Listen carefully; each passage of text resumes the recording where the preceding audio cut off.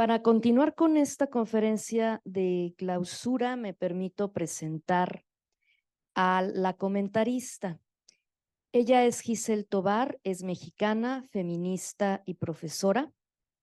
Es licenciada en Pedagogía por la Facultad de Filosofía y Letras de la UNAM y egresada de la Maestría en Estudios Latinoamericanos de la UNAM.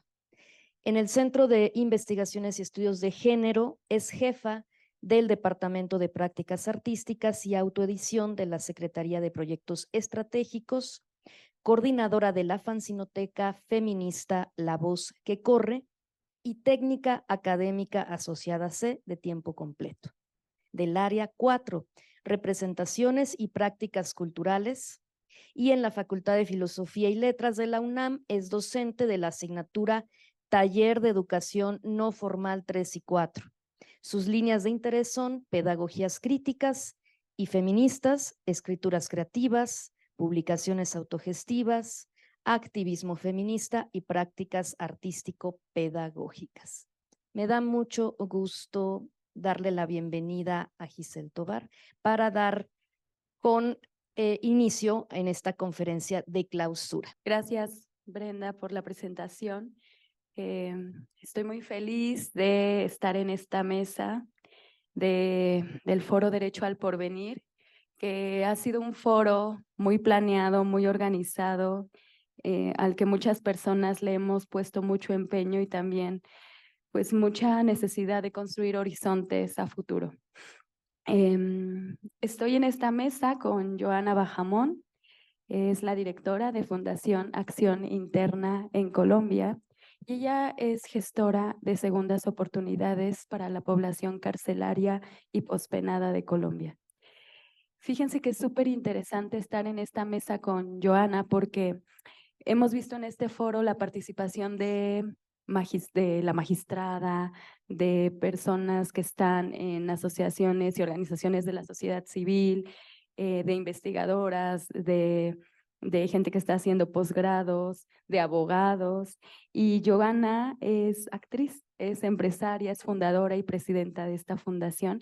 Y será súper interesante ver tu perspectiva y lo que puedes contribuir para seguir con las reflexiones del derecho al porvenir.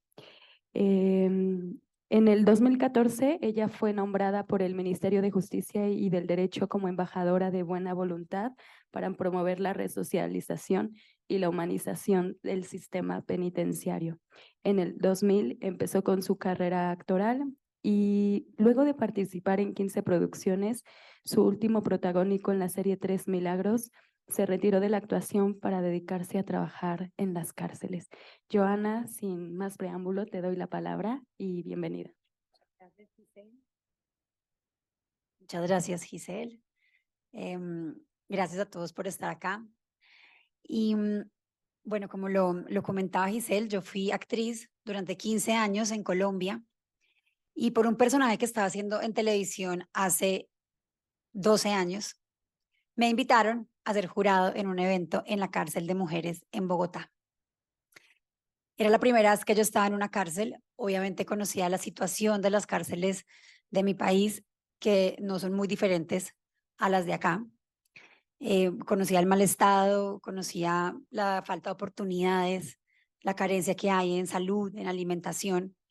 Pero una cosa es verlo en medios de comunicación y otra muy diferente es conocer la cárcel, estar ahí, conocer lo que pasa adentro y sobre todo conocer los seres humanos que están privados de la libertad. Para mí, desde ese día fue imposible ser indiferente a esa realidad que conocí. Cuando salí de la cárcel pensé que uno puede estar privado de la libertad, pero eso no significa que uno deba estar privado de la dignidad. Y eso es lo que me ha motivado a seguir trabajando estos últimos 12 años en las cárceles de mi país. Creo que no hay nada peor para cualquier ser humano que estar en una cárcel y creo que en la forma como están ahora las cárceles es muy difícil que alguien salga saliendo siendo una mejor persona a como entró. Y esto por la falta de oportunidades y porque realmente las cárceles no están cumpliendo con su finalidad, que es la resocialización. En ese momento quise conocer más de la cárcel, quería conocer el día a día de las personas que estaban ahí adentro, conocer sus historias y por mi trabajo, que era la actuación, hicimos una obra de teatro. Hicimos La Casa de Bernarda Alba, de García Lorca, que es una obra que es solo de mujeres, que habla del encierro, pero también de la libertad del espíritu. Esta obra la presentamos adentro de la cárcel y escogimos a 12 mujeres para que fueran las protagonistas de esta obra. Y durante 3 meses ensayamos todos los días y a los 3 meses presentamos esta obra en la cárcel, en donde estaban compañeras de ellas de todos los patios de mínima seguridad, de máxima seguridad. Y yo estaba sentada en primera fila y vi a estas 12 mujeres actuando y eran 12 mujeres absolutamente diferentes a las que yo había conocido 3 meses antes. Eran mujeres empoderadas, mujeres con una ilusión de vida, con una esperanza, con un brillo en sus ojos. Y en ese momento pensé, el teatro transforma. Hoy, después de 12 años, sé que lo que realmente las transformó no fue el teatro, sino simplemente tener una oportunidad. Y eso es lo que hacemos en la Fundación Acción Interna. Generar segundas oportunidades para personas que en su mayoría no ha tenido ni la primera oportunidad, como lo es nuestra población carcelaria. Quiero compartir con ustedes un video de teatro, que fue como empezamos.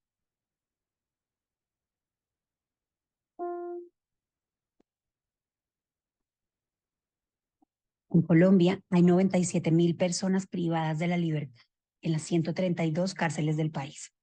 Seres humanos que han cometido un error y merecen una segunda oportunidad. Durante 10 años de trabajo, la Fundación Acción Interna ha tenido como objetivo misional contribuir a la reincorporación familiar, social y laboral de la población carcelaria y a la reducción de la reincidencia. De esta forma, y con segundas oportunidades, dignificamos y mejoramos la calidad de vida de personas que en su mayoría no han tenido una primera oportunidad.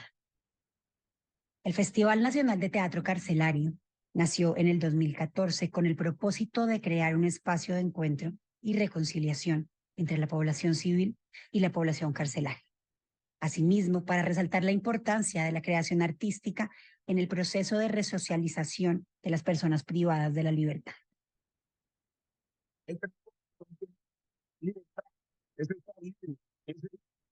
Nos enseñaron. El teatro no había igual, es que la vida no ensaya. El teatro sí. En el teatro no sabía nada de esto, una experiencia muy bonita. Quería experimentarlo, quería saberlo y me dio esta oportunidad. Si no hubiera estado en la cárcel, yo creo que en la calle no me hubiera dado la oportunidad de hacer lo que yo estoy haciendo en la cárcel. Estar aquí en este teatro es como si estuviéramos en libertad. Pero acá se nos dio una nueva oportunidad, se nos dio una segunda oportunidad.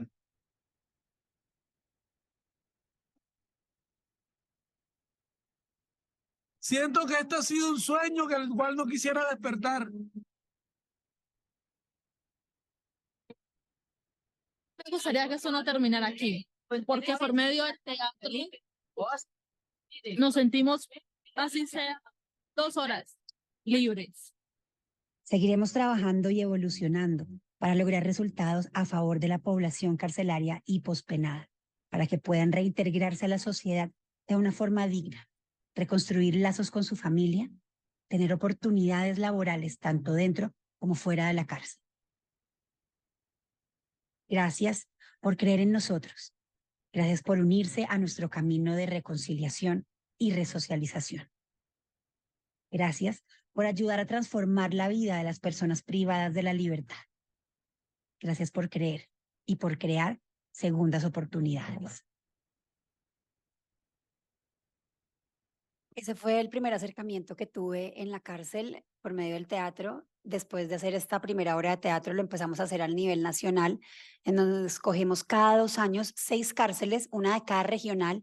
Cada uno prepara una obra de teatro, se presenta por fuera de su cárcel y el ganador se va a Bogotá a presentarse en el Festival Iberoamericano. Esto es algo muy importante para ellos, primero, cómo el arte sana y transforma, cómo por medio del arte ellos pueden hacer catarsis de emociones. Y cuando los sacamos de la cárcel y los llevamos a un teatro y en primera fila están sus hijos, viendo a sus mamás actuando, viendo como un público de 500 personas se pone de pie a aplaudirlas, están en un ambiente diferente al que les toca verlas cada 8 días cuando van a hacer la fila en la cárcel.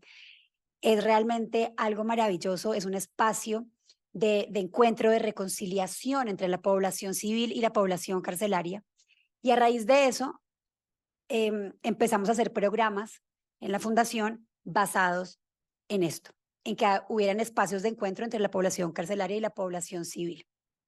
También a raíz de esto y de conocer el día a día de estas mujeres que estaban privadas de la libertad, de conocer lo que ellas querían hacer en su tiempo de condena, en su día a día, una vez salieran de su celda, una vez estuvieran en el patio, diseñamos una metodología de intervención que tiene 3 líneas de acción. La primera es toda la parte de crecimiento interno, crecimiento espiritual, crecimiento personal, apoyo a rehabilitación de adicciones y apoyo psicosocial. La segunda es toda la resocialización por medio del arte y la cultura, toda la exteriorización de esta parte interna por medio del arte. Y la tercera es la parte de productividad.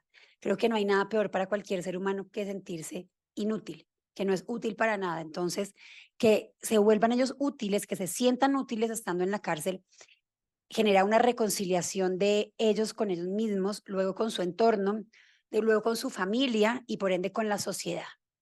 Entonces, motivados e inspirados en el Festival de Teatro, creamos un restaurante en la cárcel de mujeres de Cartagena, el primer restaurante abierto al público en una cárcel de mujeres en el mundo. Este restaurante fue seleccionado por la revista Time como uno de los mejores 100 sitios para visitar en el 2018. Tuvo muchos reconocimientos a nivel nacional e internacional, pero más allá de esos reconocimientos, lo más importante es que ninguna de las mujeres que trabajó en el restaurante, trabajaban en cocina o trabajaban en servicio al cliente, ninguna reincidió. Todas las mujeres que salieron del restaurante entraron a trabajar en los mejores restaurantes de Cartagena o crearon sus propios emprendimientos de comida. Nuestro índice de reincidencia es del 0%. Les vamos a mostrar un video del restaurante.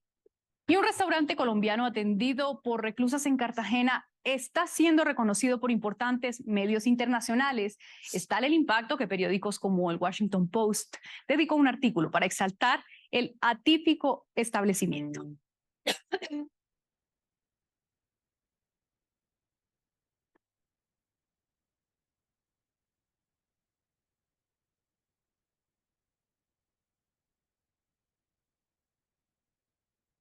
Desde el 2012, la Fundación Acción Interna trabaja para mejorar la calidad de vida de la población carcelaria y pospenada de Colombia. Más de 152.000 personas privadas de la libertad han sido beneficiarias en todas las cárceles del país. En octubre de 2016, empezamos la construcción de un nuevo sueño, el restaurante interno. Para esto capacitamos a todas las mujeres de la antigua cárcel de San Diego en Cartagena.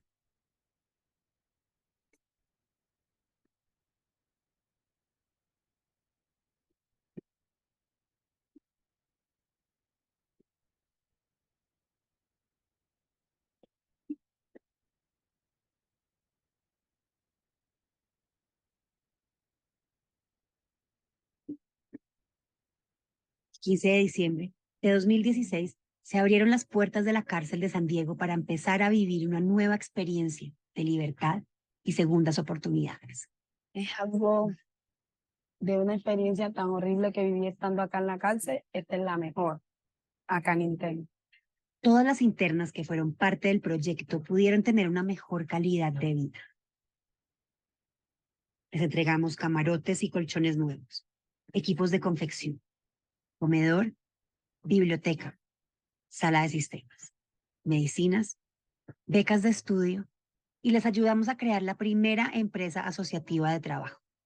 Pero lo más importante es que todas las mujeres que pasaron por interno tuvieron un sueño y herramientas para hacerlo realidad. Y acá le dan las enseñanzas a uno y la fuerza y le hacen enseñar a uno, le entran a uno como que aquí dentro del corazón que sí se puede, levántate si se puede y para adelante. Interno fue un espacio de encuentro entre la población carcelaria y la población civil, donde se reconocieron las cualidades de seres humanos que cometieron un error y que hoy son ejemplo de reconciliación y segundas oportunidades. Es algo como que cuando uno está allá adentro y uno sale acá, uy, es otro aire. Crean en las segundas oportunidades. ¿Quién no se merece una segunda oportunidad? Que levanten la mano, ¿quién no se la merece? ¿Quién no quisiera una segunda oportunidad? Entonces empecemos por darla. Estoy contando todo lo más resumido posible por el tiempo, pero bueno, esto fue otro gran proyecto de la Fundación Acción Interna en donde nos motiva a seguir creyendo en las segundas oportunidades. Jackie, la persona que sale en este video, una vez recuperó su libertad, fue la primera que salió en libertad y al día siguiente, no pasaron 24 horas que estaba por fuera de la cárcel y volvió a la cárcel a pedirnos que quería seguir trabajando en interno, que quería, así fuera, seguir en la cárcel con tal de seguir trabajando en interno. Y a raíz de Jackie y conociendo ese testimonio de ella, me di cuenta que sí había algo peor que estar en la cárcel, como lo había pensado el primer día que estuve, sí había algo peor, y era salir de la cárcel. Cuando una persona sale de la cárcel, está absolutamente estigmatizada. En mi país, no sé cómo sea acá en mi país, que le borre el pasado judicial, demora muchos años. Entonces alguien va, sale de la cárcel, quiere buscar un trabajo y lo primero que le piden es el pasado judicial. Y esa persona muchas veces no tiene opción que volver a reincidir. Y es un ciclo que no se acaba, a no ser que nosotros, los que estamos afuera, los recibamos y les demos una segunda oportunidad, que entendamos que todos merecemos esa segunda oportunidad, que son personas, son seres humanos que cometieron un error, pero que ya han pagado por ese error, que ya cumplieron su condena. Y a raíz de eso, creamos la Ley de Segundas Oportunidades, que es una ley que le da beneficios económicos y tributarios a las empresas que contraten a personas que han recuperado su libertad. Esa es una, y la otra es la que estaban hablando ahora, de la Ley de Utilidad Pública, que es solo para mujeres, cabeza de familia, que tengan delitos menores a 8 años y puedan salir a cumplir su pena pagándola con trabajo social. Entonces, ya para terminar, los dejo con el video de la ley. Presidente Iván Duque promulgó hoy la Ley de Segundas Oportunidades. Con esta iniciativa, las personas que sean condenadas a partir de hoy tendrán por ley una segunda oportunidad para poder acceder a un empleo digno sin que su pasado judicial sea determinante en su proceso de elección. Muchas gracias a los empresarios que hoy nos acompañan acá, a los empresarios que ahora no solamente creen en las segundas oportunidades, sino que a partir de hoy van a empezar a crearlas. Tenemos que lograr que la sociedad nos cierre las puertas. ¿Y cómo lo podemos hacer los empresarios? Primero, ofreciendo empleo, y ofreciendo empleo sin precondicionamientos y dando esa oportunidad de verdad. Muchas gracias a todos los beneficiarios de esta ley que hoy nos acompañan acá.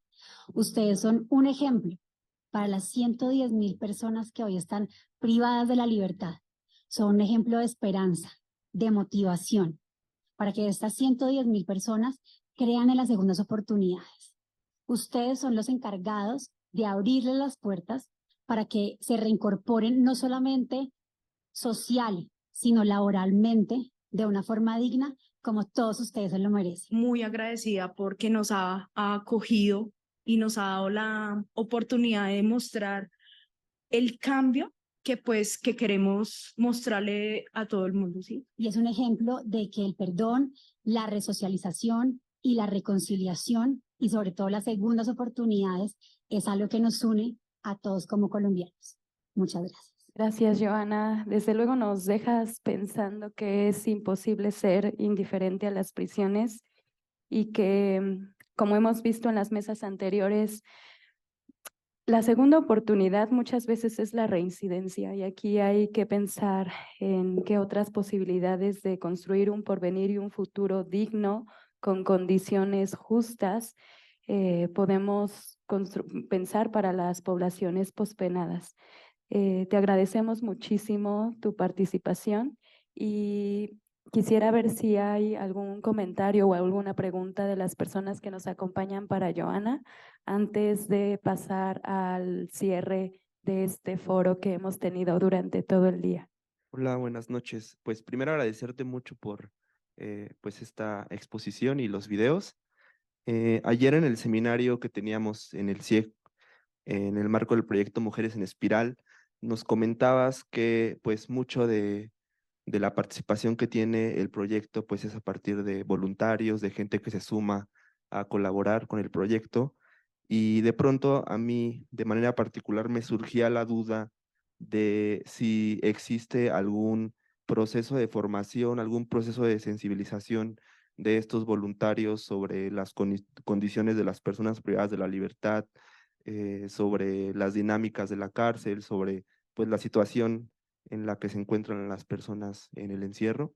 Entonces justo eso como era mi duda, como que nos pudieras platicar un poco sobre si existe algún modelo de formación desde la fundación, si de pronto hay alguna propuesta pedagógica de sensibilización en alguna perspectiva, etcétera. Entonces esa sería mi pregunta. Creo que hemos sido muy afortunados en cómo la gente en Colombia ha querido apoyar esta causa, este proceso, estos programas, y son muchas las personas que se quieren unir en el voluntariado. Tenemos una ruta específica para ellos. Recibimos lo que quieren hacer, pasan a donde nuestra directora de voluntarios. Ellos tienen que mandar qué quieren hacer, cuánto tiempo pueden dedicar, qué quisieran hacer, y ahí pasa a entrevista con nuestra directora de voluntarios, en donde dependiendo lo que necesitemos en ese momento, vamos llamando a los voluntarios. Y claro, tienen que hacer una ruta primero en la fundación, una ruta de sensibilización, una ruta de entender cómo es esta población, cómo trabajamos con ellos. No la gente piensa que ir a una cárcel es lo mismo que ir a cualquier otro espacio. De pronto llegan con unas expectativas más altas de las que realmente se van a encontrar. Entonces también contarles desde antes a qué se van a tener que afrontar, qué van a encontrar. La jartera de estar 2 horas en una fila esperando, después la requisa, después, o sea, es más tiempo lo que uno se demora en todo este proceso que lo que realmente ya uno va a estar adentro, que termina siendo 1 hora y media más o menos. En Colombia solo pueden estar adentro de la cárcel en las actividades de 9 a 11 o de 2 a 4. Entonces, es un proceso, es un acompañamiento que les hacemos permanentemente. Y bueno, lo mejor de esto es ver cómo cada día son más personas que se quieren unir como a este camino de resocialización y de reconciliación. Joana, solo quería preguntar, me parece muy interesante el trabajo que hicieron para que saliera la ley de segundas oportunidades, para que empresas, entiendo, se vieran beneficiadas tributariamente para la contratación de personas liberadas. Y quería preguntarte cómo ha funcionado esto, si ha tenido éxito, cómo ha sido la experiencia allá con esta ley. Ha funcionado, es algo que genera una motivación en las empresas, pero ha sido también muy satisfactorio ver cómo las empresas han querido apoyar esta causa sin necesidad de la ley. Es una motivación de querer dar una segunda oportunidad, así no tengan ese beneficio tributario. Es un beneficio, es un estímulo para que se unan más empresas, pero en el video, por ejemplo, hablaba el presidente del Grupo Éxito, que es una de las cadenas de almacenes más grandes o la más grande de Colombia. Entonces, otros empresarios, al ver que estas empresas y esas organizaciones tan grandes se unen a esto y empiezan a contratar a personas que han recuperado su libertad, se van uniendo más. Entonces, sí ha sido muy beneficiosa la ley, pero también es el ejemplo, ¿no? Lo que más engancha a la gente y motiva a la gente para querer contratar a personas que han recuperado su libertad. Es el ejemplo de que otras organizaciones lo hagan, son los resultados de ver cómo realmente vale la pena darle un trabajo a estas personas, primero por el talento que tienen y segundo porque son personas que saben valorar una oportunidad porque saben lo difícil que es conseguirlas. Entonces realmente es satisfactorio para el empresario trabajar con esta población. Gracias, Joana. ¿Hay alguien más que quiera hacer una pregunta? ¿Tenemos tiempo para una? Estoy iniciando un programa que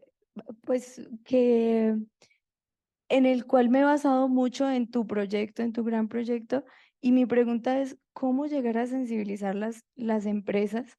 O sea, ¿cómo tocar la puerta por primera vez a una empresa o a las empresas cuando está como tan sesgado el tema, ¿no? Como tan cerrado, pues. No es fácil, de hecho, es nuestro trabajo en el día a día. Ya después de 12 años, pues es un poco más fácil porque ya es como más conocido, pero no es fácil y sigue siendo algo de estigmatización. La gente le da miedo. la gente piensa que algo van a hacer malo ahí, entonces sí hay mucho prejuicio y mucho miedo y mucha estigmatización con esta población para contratarlos, pero yo creo que la mejor forma es como dando ejemplos de resultados. Por ejemplo, cuando yo hice el restaurante, yo conocí un restaurante en la cárcel de Italia que ya funcionaba, entonces mostrando una buena práctica es más fácil que a uno le crean y que lo apoyen en eso. Entonces, por ejemplo, para aquí hablar con las empresas y decirles que empiecen a contratar personas pospenadas, se puede mostrar un ejemplo de esta ley en Colombia que se pueda replicar acá y cómo ha funcionado allá, y si funciona en Colombia, pues seguramente también puede funcionar acá. Creo que ahí lo clave es guiarse por las buenas prácticas, lo que ya está funcionando. Obviamente es bueno innovar, pero pues si ya hay resultados en algún programa, pues es replicarlo, ¿no? Y creo que este modelo nuestro es replicable en cualquier cárcel del mundo, sobre todo en las de Latinoamérica, que son muy parecidas en todas las condiciones. Gracias. A la orden, todos los programas de la Fundación, las leyes, todo se los comparto a todos con mucho gusto para que ustedes sean replicadores de esto en las cárceles de México. Muchísimas gracias, Johanna. Un aplauso para ella. Voy a acompañar mi comentario hacia tu trabajo, también vinculado al cierre ya de este foro. En este foro ha sido una jornada larga y les decía en un inicio, ha sido un foro súper preparado, un foro al que muchas personas le hemos puesto mucha energía y estamos muy felices de que se haya llevado a cabo, porque justo nos interesaba problematizar la reinserción social, ¿no? Ya lo hemos visto en las distintas mesas, y también problematizar los procesos de impartición de justicia y los retos, sobre todo económicos, culturales, educativos, de salud, entre otros, que enfrentan las mujeres excarceladas y, bueno, el resto de la población pospenada, que es la población con la que tú particularmente trabajas. Me gustaría llevar mis reflexiones de cierre a una palabra, a un significado muy potente que nos dio Silvana Paz, conferencista magistral, que nos hablabas de los delincuentes como aquellos que han sido desvinculados y quedaron sin vínculos. Y justo yo me preguntaba a lo largo de este foro, desde tu provocación, ¿qué vínculos tenían estas mujeres previo a entrar a la prisión? Y me gustaría retomar una idea de Ana María Amado y Nora Domínguez, que es la concepción del lazo de familia.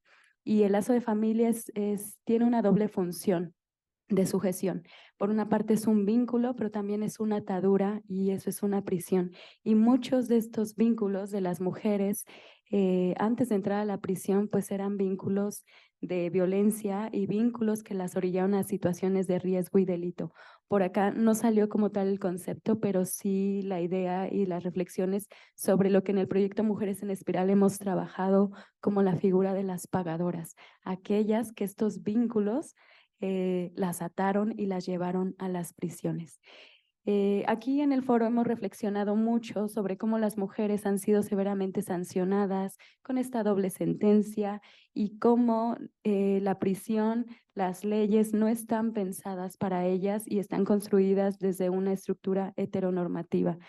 Quisiera ir llevando algunos puntos, destacar algunos puntos de todas las mesas, que fueron pensar esto último que nos decía Claudio Alarcón, que muchas de estas personas, hay que entender que muchas de estas personas son gente en conflicto con la realidad que les tocó vivir, y aquí preguntarnos qué realidades viven las mujeres. Creo que estuvimos conversando también de eso. Hablamos de que la cárcel no funciona, de que privar de la libertad no repara el daño, y algo súper interesante, que cómo el Estado y sus políticas contribuyen a disminuir la percepción de inseguridad en lugar de generar políticas públicas que garanticen la seguridad. Y para disminuir la percepción de inseguridad, ahí están las prisiones. Hablamos de cómo las familias se empobrecen cuando una mujer está en prisión, y cómo las mujeres sostienen el sistema de justicia.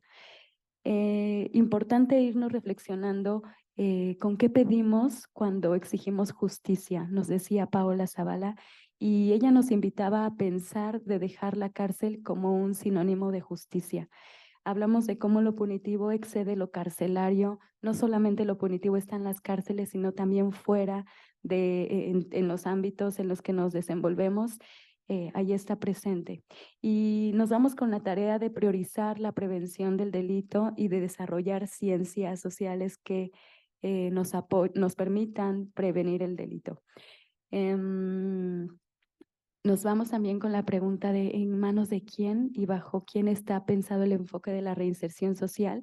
Y algo súper interesante de la mesa anterior era que mucho hablamos de que queremos a las mujeres fuera de la cárcel, pero habrá que preguntarnos para qué y con qué condiciones. Creo que eso es una tarea que todas nos llevamos. Nos decía Celia Marín en su presentación, no hay una perspectiva de género en la reinserción social y hay que ponerle ojo ahí porque muchas de estas mujeres cuando egresan de la prisión egresan cargando culpas por haberse ausentado tanto tiempo, por no haber cuidado a sus hijos, por no haber estado presente con sus familias y salen otra vez al desborde de los cuidados que no dieron mientras estaban presas. Eso hay que reflexionarlo también. Y bueno, Celia Marín nos invitaba a realizar una autocrítica a la aplicación o no aplicación del debido proceso. Decía, hay que ver qué protocolos tenemos, pero cómo no han sido aplicados. Y bueno, no se trata de sacar a las mujeres en prisión, sino de construir condiciones necesarias para que salgan. Para ir cerrando, me gustaría rescatar de la mesa de prácticas artísticas que todos nos enfocamos en la voz como una herramienta política y pedagógica, cómo construir la voz dentro de la prisión y fuera de la prisión y cómo escuchar esas voces. Nos decía Ángela Guerrero, hay que escuchar qué necesitan las mujeres dentro y fuera de la prisión. Y acá los proyectos que presentaron tanto de Mujeres en Espiral como de la YECA nos hablaban de la construcción de voz también como una posibilidad de dar testimonio. Aquí me gustaría recuperar una idea de Ana Forcinito que habla del testimonio como una posibilidad de reparación al contar tu propio relato y justo aquí estuvimos viendo estas pedagogías y prácticas para reparar. Por último, voy a cortar mi participación. Aida nos dejó hablando del papel de la UNAM, de la universidad pública. Y creo que este foro es un llamado a que la universidad se incline a estos escenarios urgentes de atender. Nos habló también de las arenas que ha transitado, de las arenas, de los caminos, de los procesos ásperos, rasposos, que enfrentan las mujeres en prisión y fuera de la cárcel. Y creo que todo lo que conversamos en este foro fue un llamado a revisar este problema que tenemos en las manos. Para cerrar, me gustaría decir que en Mujeres en Espiral, Rian Lozano, coordinadora de prácticas artísticas, ha trabajado la noción de pedagogías del contagio. Pedagogías que nos invitan a no lavarnos nunca las manos y a contagiarnos de los saberes de otras y de otros. Creo que eso es lo que aprendimos en este foro, que tenemos la responsabilidad frente a la situación de las mujeres en prisión de atender y no lavarnos las manos. Gracias.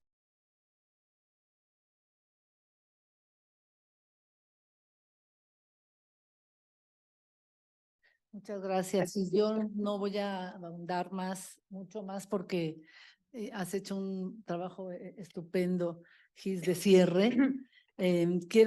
Ya se agradeció en la mañana, pero quiero agradecer especialmente a Giselle Tobar, que es la directora la jefa de toda la coordinación de arte y prácticas. ¿Cómo se llama la dirección? Estoy muy cansada. Prácticas artísticas de autoedición. Es todo lo que tiene que ver con prácticas artísticas. Y a Julia Álvarez y Casa, que está en la Dirección de Justicia Restaurativa. Y bueno, a las instituciones, a la Comisión Nacional de Derechos Humanos, a Nacheli Ramírez y todos los visitadores que se quedaron aquí de la Comisión de Derechos Humanos del DF, a Lin Mujeres, a Nadine Gassman y a Marta Ferreira, a Mónica González Control, la directora del Instituto de Jurídicas en donde estamos, a Zoraida García, que se quedó hasta el final, aquí está con nosotros, directora de la Escuela Nacional de Ciencias Forenses, a la Escuela Nacional de Trabajo Social, Carmen Casas, a Claudia Mendoza, que es la responsable del programa de apoyo a proyectos de investigación e innovación tecnológica, y aquí se ve la potencia de la universidad, ¿no? Para hacer estos vínculos que nos recordó Giselle, vínculos entre instituciones, vínculos entre disciplinas, que es lo que, para pensar de otra manera hay que vincularnos entre disciplinas y extraer de la academia, salirnos de esa cuadradez de la academia y empezar a pensar desde algo que hemos llamado confabulaciones, ejercicios aficionados a la ficción, y crear lo que Claudia Alarcón llama subjetividades afectivas, que son, creo que lo que hemos hecho con mucha pasión, y ver que estamos ante un enemigo, ante un conjunto de sistemas muy potentes. Hay una maquinaria que desarrolla con una potencia increíble los escenarios de lo punitivo. Funciona muy bien lo punitivo, funciona muy bien en la casa, funciona muy bien en la familia, funciona muy bien en la escuela. Acuérdense, ¿no? El maestro castigando. Son escenas de veras que se reproducen porque el castigo y lo punitivo está como al centro de la sociedad y de su funcionamiento. No es nada más la cárcel, está en todos lados.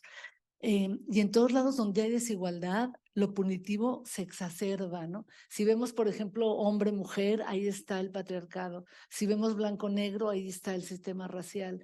Si vemos sexualidad heterosexual y otras, ahí está lo heteronormativo.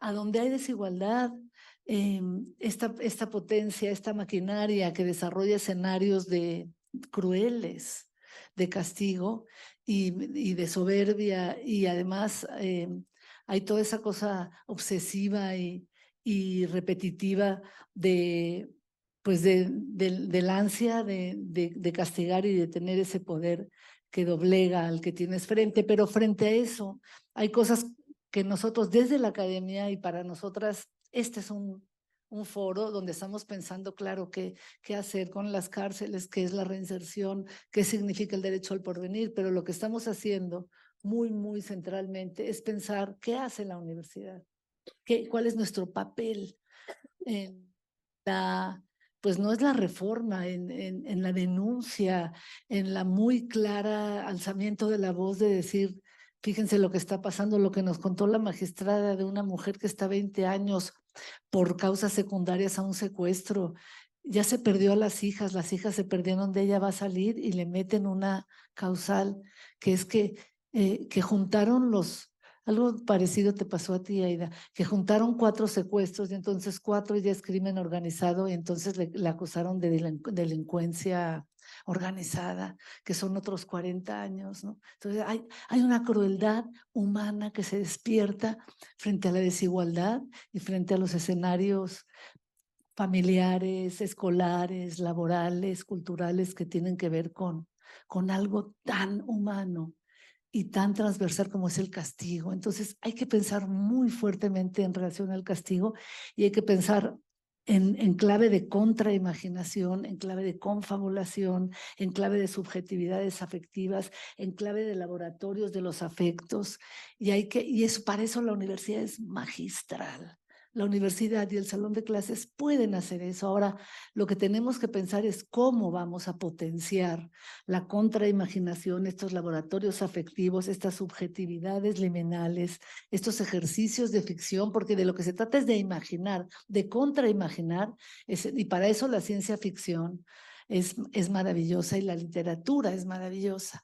Y sobre todo la fabulación y la confabulación, y estos momentos de indignación colectiva, ¿no? O sea, todos, ¿cómo es posible? Y vemos el restaurante y hay como una producción afectiva en conjunto muy poderosa que la universidad sabe captar muy bien. Si sabemos hacer algo es captar las emociones en la universidad, y hay que captarlas, hay que encauzarlas, hay que contraimaginar escenarios. ¿Cuál es así lo más claro de una imaginación que es contrapunitiva? son los imaginarios, claro, de la paz y de la no violencia, ¿no? Como donde hay violencia ya hay castigo, donde hay guerra ya hay cuestiones punitivas. Entonces, la universidad tiene estos foros, tiene salones de clase, tiene seminarios, tiene posgrados, tiene licenciaturas, tiene pasillos, tiene jardines, tiene una potencia bárbara. Entonces, concentrémonos en ver de qué forma la universidad puede desarrollar estos vínculos con trabajo social, con la Escuela de Ciencias Forenses, con todas las mujeres y demás, pero también desde las disciplinas, cómo producimos ese conocimiento y cómo producimos ese vínculo con, por ejemplo, lo que está pasando en el Ceferezo 16, ¿no? Ya hablamos con Ángela y vamos a sacar una especie como de manifiesto, de desplegado firmado diciendo, bueno, qué está pasando ahí, nos va a mandar la información. Pero en concreto, la UNAM, por ejemplo, no tiene un departamento o un programa o un seminario de subsistema penitenciario que piense cómo se vincula, no solamente en cuestiones de reformas y de leyes, sino de veras para producir transversalmente contraimaginarios que tengan que ver con la no violencia, con la paz y con el deseo y con la alegría de vivir. Y eso creo que en esta universidad lo sabemos hacer muy bien y hay que hacerlo. Y hay que hacerlo de forma organizada. Entonces vamos a estar llamando a seminarios, a estos laboratorios de congregación, de imaginación y de indignación y también de deseo y de mucha creación de vínculos interdisciplinarios, interinstitucionales, interpersonales, intercolectivos, porque nos va a salir algo y nos va a salir algo muy bien, pero hay que perseguirlo mucho y con mucho ahínco. Muchísimas gracias. Muchísimas gracias otra vez a Julia y a Gis y a todo su equipo, al equipo de Maggie Macías también, que siempre está con todos los micrófonos y demás. Y bueno, ya a todas ustedes por su presencia aquí.